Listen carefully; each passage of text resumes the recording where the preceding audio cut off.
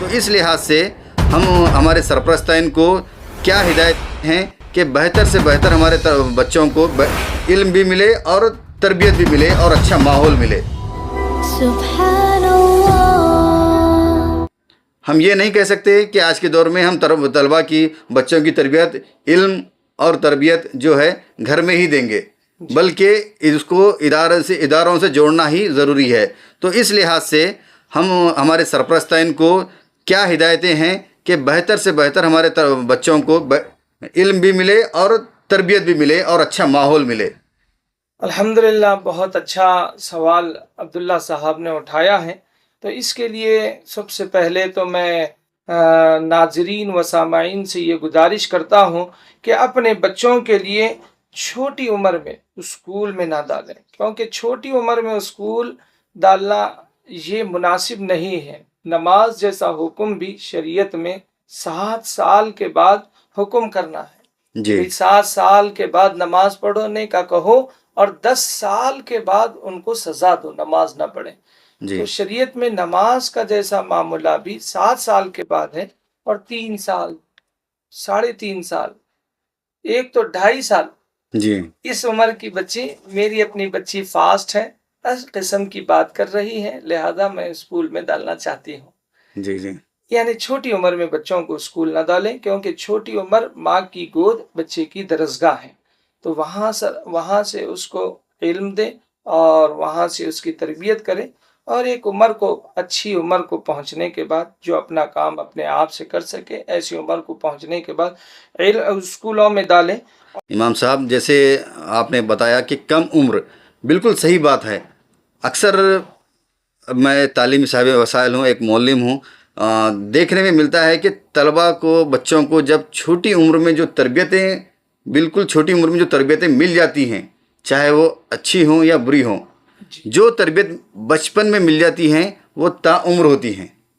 جی، یہ الگ بات ہے کہ اگر بری صحبت بچپن میں مل گئی اور درمیان میں اس کو کسی کی صحبت میں اس کو تربیت اچھی ملی اور وہ برائی سے دور ہوا، مگر بچپن کی جو تربیت اگر بری تربیت ملی ہوئی ہو وہ زندگی بھر نہیں چھوٹتی۔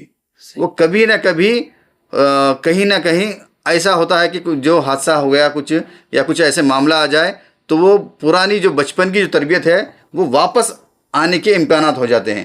لہٰذا اس کو ہلکے میں نہ لیں، بالکل اس کو ایزی نہ سمجھیں، لائٹ نہ لیں کہ یہ کم عمر کی تربیت کوئی اہمیت نہیں ہوتی، ہم آگے چل کر ان کو دینی تعلیم دے دیں گے، پھر وہ سدھر جائیں گے، ہم پہلے دنیاوی عصری تعلیم کی طرف پوری طرح متوجہ ہو جائیں گے، اور بعد میں ہم کسی مدرسے سے جوڑ کر، کسی عالم کو بلا کر اس کو ہم دینی تعلیم دیں گے اور وہ سدھر جائے گا۔ ایسا ہرگز نہیں ہے، کہیں بھی اس کے کہیں شواہد نہیں ملتے ہیں کہ اگر بچپن میں کوئی بچہ یا بچی، لڑکا یا لڑکی اگر بگڑ جائے تو وہ آگے سدھرنے کے کوئی امکانات نہیں۔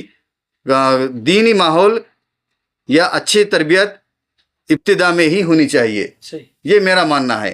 اسی لیے تو ماں کی گود کو پہلی درسگاہ کہا گیا۔ جی، تو معلوم یہ ہوتا ہے کہ ماں کی گود پہلی درسگاہ کا مطلب کہ بچے کی بچپن کو لائٹ نہ لیں، جی، وہیں سے بچپن جب بولنا سیکھے تو اس کی تربیت ہو جائے، جب چلنا سیکھے تو اس کی تربیت ہو جائے۔ عام طور پر ہم دیکھتے ہیں کہ چھوٹے بچے ہیں، اگر وہ کوئی برے الفاظ ادا کرتے ہیں تو دیکھنے میں ملتا ہے کہ ان کے بڑے مسکراتے ہیں، خوش ہوتے ہیں، دیکھیے میرا بچہ کتنے پیارے پیارے انداز میں گالی دے رہا ہے۔ یہ بہت بری بات ہے۔ بہت بڑی۔ اس کے بجائے کلمہ سکھائیں، سلام سکھائیں، آداب سکھائیں، دعائیں سکھائیں، اس پر خوشی ہم کو اظہار کرنی ضرورت تھی، مگر ہم برائی کو ترجیح دے رہے ہیں، اس کو ترغیب دے رہے ہیں، یہ بہت بری عادت ہے۔ صحیح۔ تو دوسری گزارش سرپرستوں کے لیے یہ ہے کہ ایسے اسکولوں کا انتخاب کریں، پڑھنے والے تعلیمی ادارے میں پڑھنے والے طلباء کی تعلیمی کیفیت کیا ہے، ان کی اخلاقی کیفیت کیا ہے، جی، وہ دیکھ کر بچوں کو وہاں پر داخلہ دلوائیں، کیونکہ کل ہمارا بچہ بھی ویسا ہی بننے والا ہے اس اسکول کے حوالے کرنے کے بعد۔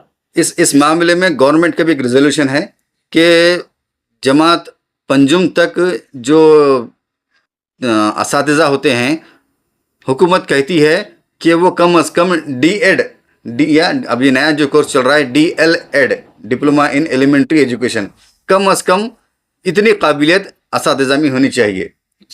اور 10th تک جو ہے وہ B.ED، اس طرح یہ 8 تک B.ED، پھر MA، 10 تک MA، اس طرح کی تعلیمی قابلیت ہونی چاہیے. مگر ہمارے سرپرستین ان چیزوں کو اہمیت نہیں دیتے ہیں. بالکل وہ نہیں دیکھتے ہیں کہ یہ اس اسکول میں پڑھانے والے اساتذہ کون سی قابلیت ہیں.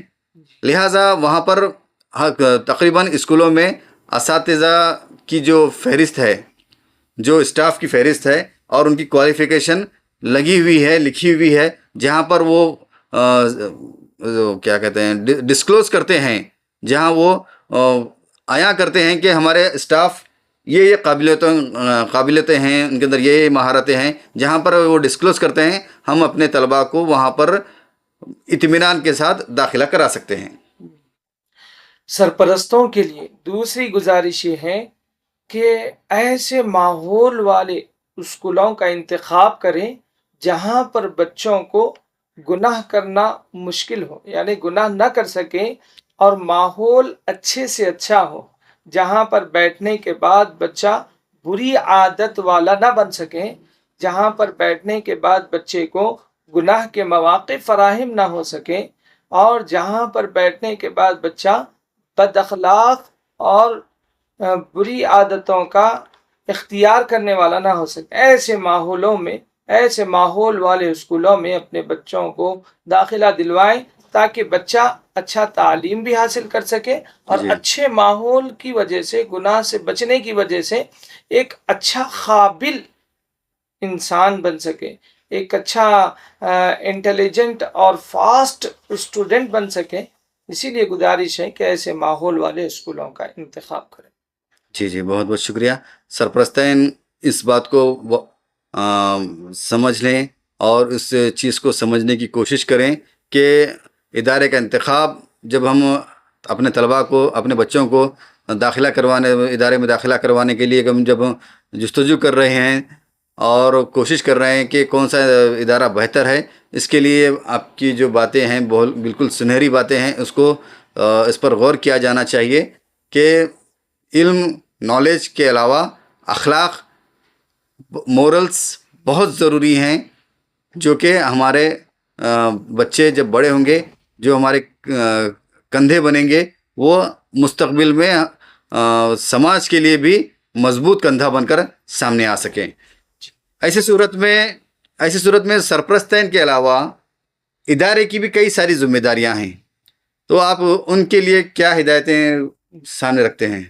جی بہت اچھی بات چل رہی ہے. ادارے والوں کے لیے تو بہت بڑی ذمہ داریاں ہیں، جس میں پہلی ذمہ داری یہ ہے